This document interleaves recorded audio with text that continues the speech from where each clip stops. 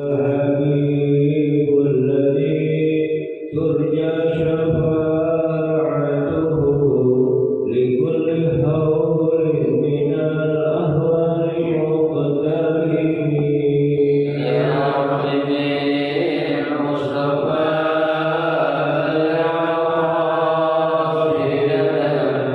واغفر لنا الله يا واسع الكرم اللهم صل وسلم وبارك عليه وعلى آله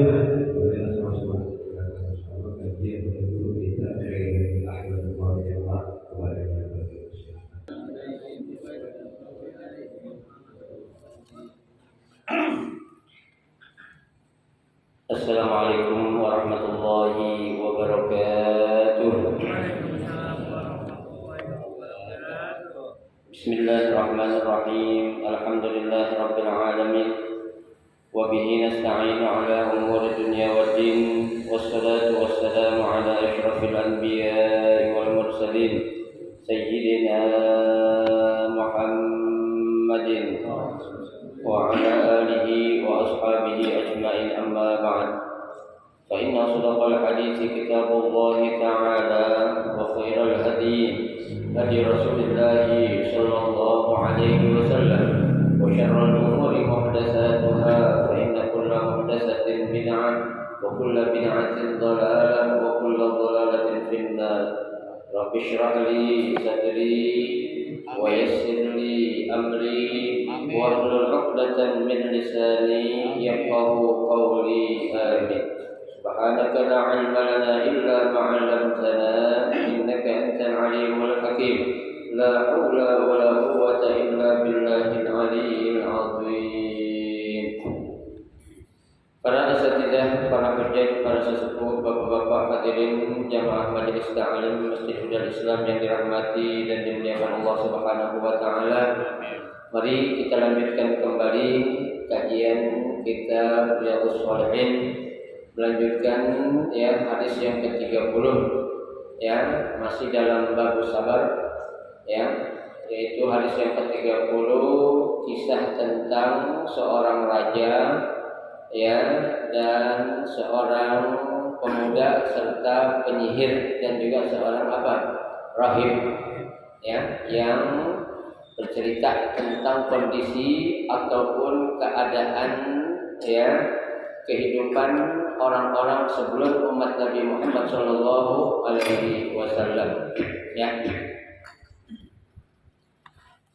Baik, bismillahirrahmanirrahim. Qala Rasulullah sallallahu alaihi wasallam. Lanjutan hadis dari apa yang sudah kita baca, sebagian hadis yang ke-30 tentang seorang pemuda yang Allah Subhanahu wa taala memberikan suatu kebisaan, yang Allah berikan suatu kelebihan. Anak muda ini bisa menyembuhkan berbagai macam penyakit-penyakit yang tadinya seorang anak muda ini ingin belajar sihir atau diajari sihir oleh penyihir dalam suatu kerajaan, namun ketika di tengah perjalanan anak muda ini menemukan seorang rahib yang sedang memberikan pelajaran, seorang rahib yang sedang menyampaikan tausiahnya di hadapan jamaahnya, sehingga menjadikan si pemuda ini untuk mampir mendengarkan apa yang disampaikan oleh rahib tersebut, sehingga ketika si anak muda ini datang kepada seorang penyihir untuk diajari sihir, si penyihir ini marah, merasa kecewa, kenapa kamu terlambat terus datang ke sana ke sini, sehingga hal yang itu diadukan kepada seorang rahib, Nah, si rahib ini menunjukkan suatu cara, begini aja dah, hai anak muda, kalau kamu ditanya, oleh tukang sihir tadi, kenapa kamu terlambat? Jawab aja. Kalau selama ini saya menyelesaikan urusan keluarga saya dulu, ya, saya menyelesaikan masalah urusan yang berkaitan dengan keluarga lagi. Itu kalau kamu ditanya lagi oleh seorang apa? Penyihir yang menjadi guru dia, ya. Nah, nanti ketika kamu ditanya oleh keluarga kamu, ya, kenapa kok bang suka pulang terlambat? Bilang aja, ya, kalau saya selalu ditahan oleh tukang sihir ini untuk belajar ilmu sihir yang dalam. Itu yang diajarkan oleh siapa? Oleh pendeta, ya, bukan bohong, ya, bohong tapi bohong yang diapain? Yang dibolehkan, ya, bukan bohong dalam arti untuk berdosa, karena memang, ya, si pemuda ini orangnya apa? Ya, satu di samping rajin, beliau juga itu punya kelebihan yang Allah berikan. Ya, nah, di sini, ya, ketika ada, ya, seorang, ya, yang menjadi teman dekat dari raja, ya, dia mendengar kalau ada seorang anak muda, ya, bisa menyembuhkan berbagai macam penyakit yang ada. Ya, sehingga nih orang teman dekat raja ini membawa hadiah yang sangat banyak, ya, disiapin tuh hadiah yang sangat banyak, ya. Sesampainya di hadapan tuh anak muda, si teman raja ini bilang, ya, nih saya bawa hadiah yang sangat banyak, ya. Lalu, ya, kata nih teman raja bilang, nih hadiah yang begini banyak nih, ini semuanya tahu gak buat siapa? Buat ente. Ya, semuanya bakal aku kasih ke ente, tapi ada syaratnya. Ya, apa syaratnya? Syaratnya ente bisa menyembuhkan penyakit yang aku derita. Ya, bisa menyembuhkan penyakit yang apa? Dialami sudah bertahun-tahun. Apa penyakitnya orang? Buta. Ya, tapi luar biasa. Ya, katanya anak muda bilang, ya, saya akan menyembuhkan penyakit kamu. Syaratnya kamu harus apa? Beriman kepada Allah, ya, harus masuk ke dalam ajaran syariat ataupun tauhid yang benar, ya. Kalau kamu masuk ke dalam ajaran yang benar, aku akan berdoa, maka nanti penyakit kamu pasti akan disembuhkan oleh Allah. Kenapa? Karena intinya, katanya anak muda, yang menyembuhkan penyakit bukan aku, tapi siapa? Allah Subhanahu wa Ta'ala. Ya, kan memang ada dalam Al-Quran, kata Allah dalam Al-Quran, fa idza maritu fa huwa yashfin. Ya, apabila aku sakit maka siapa yang nyembuhin? Allah Subhanahu wa Ta'ala. Ya, jadi seorang tabib, seorang dokter, ya, seorang dukun, apapun dia itu yang, ya, dikatakan bisa menyembuhkan penyakit, pada hakikatnya bukan dia yang menyembuhkan, tapi hanya sekedar perantara saja. Yang menyembuhkan siapa? Allah Subhanahu wa Ta'ala. Ya, itu. Sekarang kita lihat lanjutannya. Ya. Nah, ketika, ya, itu seorang teman dekat dari raja tadi, ya, itu masuk ke dalam Islam, ya, dan, ya, dengan izin Allah Subhanahu wa Ta'ala setelah dimasuk Islam, ini anak muda berdoa minta kepada Allah agar apa? Agar penyakit buta yang diderita oleh si teman raja ini bisa diapain? Bisa sembuh, ya, itu. Tapi subhanallah, ya, itu dengan izin Allah, itu siapa? Itu teman raja bisa apa ya? Melek kembali matanya. Ya, bisa melihat seperti sedia kala. Ya, dia pun kaget, ya, saking girangnya nih anak saya, teman dekat si raja ini, ya, itu dia datang ke mana? Ke raja. Biasa teman ngobrol kan ya, ya, ngobrol sama tuh raja, ya, datang sama raja cerita-cerita, ya, itu. Sehingga apa? Ketika tuh teman raja datang menghadap raja, ya, faqala lahu, ini raja ngomong, ya, apa kata dia? man radda 'alaika basaraka. Ya, siapa yang sudah mengembalikan kembali penglihatan kamu? Siapa yang sudah menyembuhkan penyakit buta kamu? Kata siapa nih? Kata itu raja bertanya kepada temannya. Ya, karena raja tahu ini penyakit buta yang dialami oleh teman ini udah puluhan tahun. Ya, nggak ada tabib manapun yang bisa menyembuhkan. Ya, tapi luar biasanya ketika dia datang, itu temannya sudah melek mata. Ya, sudah bisa melihat, sehingga menjadikan pertanyaan besar yang ditanyakan oleh raja kepada temannya. Ya, siapa yang sudah mengembalikan penglihatanmu? Siapa yang sudah menyembuhkan penyakit buta kamu? Apa jawab temannya itu? Qala Rabbi. Ya, subhanallah. Dengan spontan teman raja bilang, yang sudah menyembuhkan penyakitku adalah Tuhanku. Kaget nih raja. Ya, raja kaget, tidak keparang tanggung. Kenapa? Dalam hatinya berarti ada Tuhan lain dong yang lu sembah selain gua. Raja kan begitu.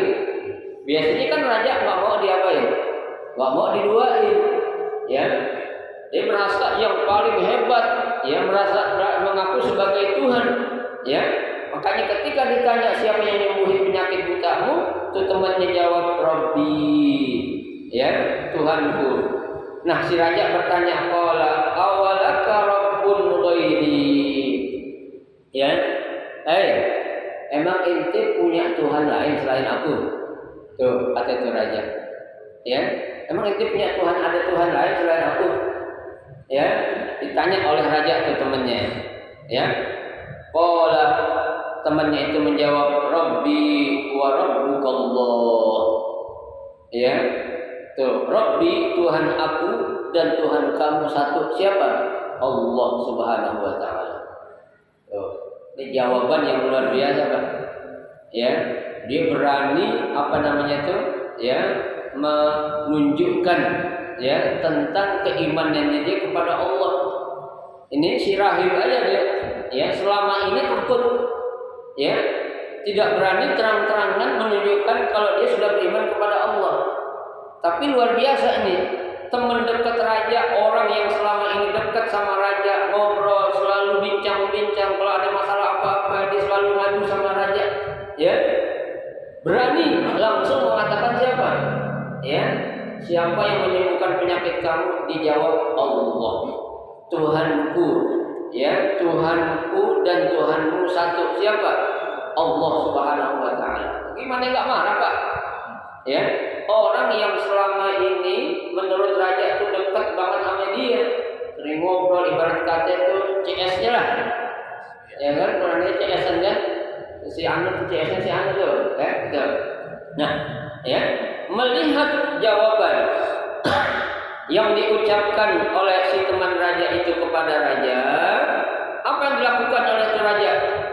Fa'akhadahu falam yazal yu'adzibuhu hatta dalla ala al-ghulam. Ya, itu teman raja tadi itu diapain? Ya, di penjara. Ya, ditangkap. Ya, diapain tuh? Falam yazal yu'adzibuhu, terus-terusan disiksa. Ya, disiksa, Pak. Ya, padahal ini teman dekatnya.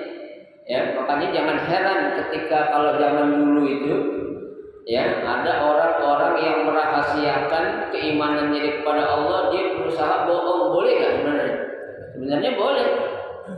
Ya, makanya kan dalam Al-Quran itu ada Allah katakan illa man ukriha wa qalbuhu mutmainnun bil iman. Illa man ukriha, kecuali orang-orang yang dipaksa. Ya, ibarat dipaksa. Lo harus lakuin ya. Tuhan ini bukan Allah, bukan Allah. Kalau enggak, penggal aja dulu. Ya, kita bilang, yaudah beriman, cuma diboleh doang. Ya, gue yakin ya dah bukan Allah, benar-benar. Ya, itu boleh nggak? Boleh. Ya, asalkan kita memang dipaksa. Ya, tapi hati kita tetap apa? Tetap beriman kepada Allah Subhanahu wa taala. Ya, gitu. Jangan mulut kita ngomong, hati kita ngomong, jangan. Ya, gitu. Itu enggak apa-apa. Tapi luar biasanya nih, teman raja enggak takut-takut. nggak ada istilah kayak bohong-bohong lah, biarin lah. Ya, dia raja, gue temennya, mau diapain terserah lah. Ya, makanya sampai nih temennya diapain? Dipenjara, ditangkap dan diapain? Disiksa begitu kejam oleh temannya sendiri yang menjadi seorang raja. Tuh ya. Hatta dalla ala al-ghulam. Ya, sampai ini temannya si raja tadi ini ya ditunjukkan kepada tuh anak muda. Ya, dikasih tahu kepada anak muda. Faji abil ghulam faqala lahul malik. Ya, tuh temannya yang tadi disiksa itu dibawa ke hadapan tuh anak muda. Ya, tuh apa? Faqala lahul malik. Ya, tuh raja berkata kepada anak muda. Ya, apa kata raja? Ai bunayya qad balaga min sihrika ma tubrihul akmaha wal abras. Hai anak muda. Ya, kata itu raja, ya, aku telah mendengar, telah sampai kepadamu tentang kehebatan sihir yang kau miliki. Ya, udah sampai ke kuping gue nih ya. Kalau sihir yang lo miliki itu luar biasa, bisa mengobati semua apa? Sebagai macam penyakit itu. Tuh ya, diantaranya matubriul akmah wal abras, bisa nyembuhin penyakit buta. Bisa menyembuhkan orang punya penyakit belang, ya. Wa taf'alu bahkan engkau luar biasa itu saya dengar ahli sihir saya sendiri itu kalah. Ya. Kalah sama kamu wahai anak muda. Ya. Kehebatan tuh yang kau miliki itu luar biasa. Faqala dengan tenang tuh anak muda menjawab. Ya. Padahal yang ngomong raja, Pak. Kita kalau yang ngomong Pak Jokowi kira-kira kita ngomong berani enggak gitu? Enggak. Berani enggak? Berani di medsos doang. Berani di medsos doang berarti. Ya. Kalau depan enggak berani, itu berani. Ya, terang-terangan apa dia bilang? Faqala inni la ashfi ahadan. Ya. Tuhan, kata itu anak muda, saya mah enggak bisa ya nyembuhin siapapun. Ya, artinya kalau ada orang sakit siapapun nggak bisa saya sembuhin. Ya, bukan saya kok yang menyembuhkan. Innama yashfiyallahu ta'ala. Ya, tapi yang menyembuhkan penyakit itu siapa? Allah. Coba. Kata-kata innama yashfiyallahu, ada kata Allah di sini. Ini yang membuat geram lagi si raja. Ya, si raja itu tambah naik hitam lagi tuh. Tadi temennya udah kurang ajar, berani ada Tuhan lain selain aku. Ini si bocah lagi ngomong begitulah gitu dia. Ya, ditanya nggak bisa apa-apa, ya. Terus siapa yang nyembuhin? Allah katanya. Tambah apa lagi tuh? Tambah geram lagi, tambah marah lagi nih raja. Ya, gimana nggak marah Pak? Teman dekatnya udah kurang ajar menurut dia. Ini si bocah lagi anak muda kurang ajar lagi. Ya, padahal gua udah pilih nih orang suruh belajar ilmu sihir. Ya kan, buat menjaga apa kerajaannya dia itu. Ya, malah dia apa? Beriman kepada Allah Subhanahu wa taala. Tuh. Ya, maka apa? Fa akhadhahu falam yazal yu'adzibhu. Tuh, sama Pak tuh muda diperlakukan seperti itu teman raja tadi. Diapain? Dipenjara, disiksa terus-menerus tuh. Coba. Ya, kalau zaman dulu ya, memang kejam gitu. Jangan heran kalau ada sekarang membela agama Allah di penjara, diapain itu jangan heran. Jadi sejak dulu udah ada Pak. Ya, zaman dulu sudah ada sebelum umat Nabi Muhammad. Ya, kita bisa bayangkan itu orang-orang sholihin, al-auliya, ya, para nabi terdahulu ketika dia menyampaikan dakwahnya untuk mengajarkan tauhidillah, ya, keesaan Allah, nggak tanggung-tanggung Pak. Mereka itu diapain? Diperlakukan seperti orang apa? Narapidana. Ya, jangan jauh-jauh lah ulama kita seperti Buya Hamka, ya kan? Tuh, dulu lagi ada namanya Al-Habib, ya, Habib Ali, ya, itu ada lagi dulu namanya, ya, seorang ulama yang dimana tuh yang di Tanjung Priok tuh, ya, Amir Biki, ya, tuh ulama-ulama yang berani sehingga tuh luar biasa. Coba bayangkan saja, Buya Hamka dia mengarang kitab tafsirnya dalam penjara, ya, dia bisa menyelesaikan tulisan karangan tafsir ini di penjara. Coba kalau kita mau di penjara ngapain kita? Hah? Kita di rumah aja ngapa-ngapain, lagi di penjara.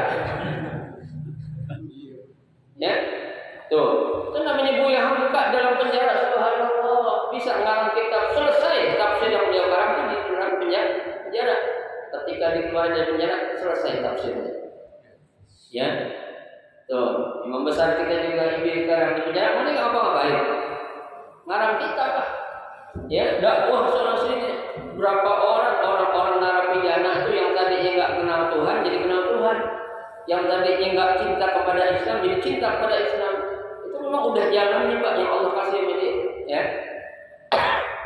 Tapi ya orang-orang seperti itu tuh dalam Al-Quran digambarkan la yakhafuna laumata laim. Ya, tidak ada rasa takut sedikit pun dengan apa? Laim, ancaman-ancaman, ya, apapun tekanan-tekanan. Ada dia takut. Ya, dia hanya takut kepada siapa? Allah Subhanahu wa taala. Jangan heran hal yang demikian sudah ada zaman dulu. Ya, itu anak muda tadi itu, ya, karena dia ngaku beriman kepada Allah, dan dia dapat disiksa sama seperti teman itu raja. Tak pandang dulu lo teman mau siapa? Wahai kalau lo nggak beriman sama gue siksa. Ini diperlakukan seperti itu. Anak muda pun demikian. Ya. Nah, si raja ini nggak puas juga, Pak. Tadi temannya, ya, yang menjadi siapa tuh? Yang menjadi, ya, teman dekatnya. Nah, yang kedua adalah anak muda, ya. Kemudian hatta dalla ala ar-rahib. Tuh anak muda tadi diapain? Dibawa di hadapan siapa? Rahib. Ya, itu rahib tadi tuh. Rahib yang dia dengan diam-diam secara sembunyi menyembunyikan apanya? Keimanannya kepada Allah Subhanahu wa taala. Karena dia tahu nih, Pak, ini rahib tahu raja ini kejam orangnya. Ya, pokoknya enggak boleh dengar ada orang mengakui ada Tuhan lain selain dia. Langsung dia. Ya, tahu-tahu bukannya nih udah kedengar juga sama raja. Makanya itu anak muda tadi dibawa oleh siapa? Di hadapan ya rahib tadi. Bagi abir rahib, ya, faqila lahu, maka tu raja datang kepada siapa? Kepada tu rahib. Faqila lahu, dia tanya lagi kepada tu rahib. Irji an dini. Ya. Dah, nanti kembalilah ke agamamu. Ya, rupanya ini raja juga udah tahu kalau tu rahib sudah beriman kepada Allah. Ya, makanya beda pertanyaannya. Kalau tadi nanya siapa yang nyembuhin Allah, tapi kalau pertanyaan ini langsung tu raja ngomong, udah nanti kembali aja dah kepada agamamu yang dulu. Ya, artinya agama apa? Ya, agama syirik. Ya, agama yang menyembah kepada selain Allah saja. Tuh, ya. Fa'aba, ya, maka tuh si rahib tadi aba dicuekin aja. Ya, dia bilang enggak, berbahasa kita. Udah nanti kembali nggak ke agama yang dulu. Enggak, nggak mau. Tuh kasarnya tuh. Ya, padahal yang ngomong seorang raja, ya. Fada'a bil minsyari, ya. Karena mendengar jawaban tu rahib bilang nggak mau kembali ke agama nenek moyang yang dulu, akhirnya apa? Fada'a bil minsyari, tu raja ngambil sebuah gergaji. Ya, minsyar. Ya. Mi'sar, minsyar. Ya. Fawudi'al minsyar fi maqraqi ra'sihi. Itu gergaji, Pak, ditaruh persis di tengah-tengah palanya. Bayangin, berarti ini palanya bakal diapain? Dibelah. Ya, digergaji palanya, Pak. Coba kita juga. Ya, kita ditahan sama orang, gergaji taruh di pala kita. Bisa kencing kita. Ya, kencing bukan waktunya itu. Ya, keluar keringat enggak gerak. Ya, saking takutnya tuh. Ya, ditaruh Pak gergaji persis di tengah-tengah palanya. Ya, itu. Fasyaqahu bi hatta waqa'a shiqahu. Tuh, ya. Sampai apa? Benar-benar tuh dipastiin, ya, istilahnya sih ini raja bikin geder nih pendeta. Ya, biar dia merasa takut, tapi tidak. Ya, tidak goyang sedikit pun nih keimanan rahim. Kali Ibrahim ya ampun ya udah bukan dah gitu enggak. Ya, beliau tetap pada pendiriannya. Ya, seperti yang dialami oleh keluarga siapa dulu? Yang direbus dalam sebuah warisan. Masita. Ya, Masita Pak. Ya, direbus bapaknya. Tuh lihat Masita, bapak lu udah rebus. Lu mau kayak gitu kan? Allah tetap ada. Diambil anaknya, anak lu rebus ya? Allah silakan. Direbus anaknya Pak. Ya, lalu kemudian suami direbus juga. Lu mau kayak gini juga nih? Bapak lu udah, laki lu udah, anak lu udah, lu mau juga? Tetap kamu beriman? Allah tetap. Ya, oh itu direbus Pak, merajanya mempertahankan apa? Ibadah, akidahnya. Ya. Tapi sayang orang-orang zaman sekarang Pak, yang namanya akidah itu murah banget ya. Akidah itu bisa dibeli sama sekarung beras, ya, bisa ditukar sama sekardus Indomie, ya, sama sekian gula, sama minyak, beribu ya Allah. Ya, padahal yang namanya iman itu nggak bisa dijual beli Pak.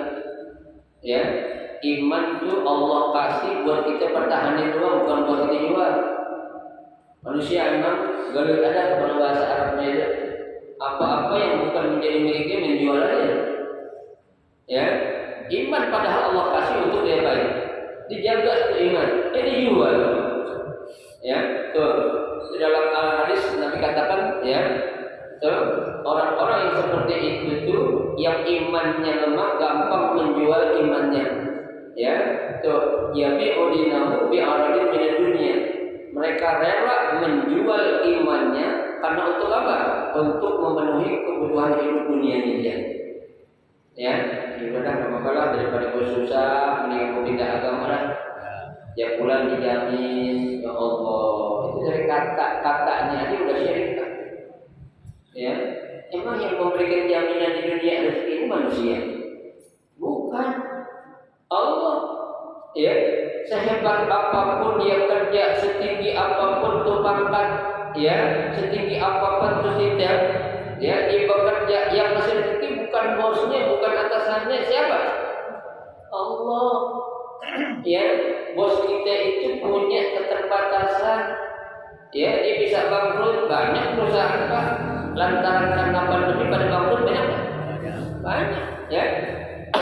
Pada gulung tikar, ya. Kenapa? Karena itu baru ujian dari Allah, berupa Allah apain? Utus seekor makhluk yang kecil. Ya, corona itu makhluk gak bisa dilihat Pak. Ya, cuma tuh corona ngajak temennya banyak. Ya, temennya diajak, ayo kita datang yuk, kita coba. Nah, Allah nyuruh kita nih. Ya, kita suruh datang di Indonesia sebenarnya. Jadi apa sih yang dilakuin ya? Ayo, ajak teman-teman itu Pak. Ya, apa yang terjadi? Semua berdampak faktor karena pandemi, karena corona, baru dengan diutusnya seekor makhluk kecil yang nggak bisa kelihatan oleh mata loh Pak. Ya, gimana kalau Dajjal turun nanti?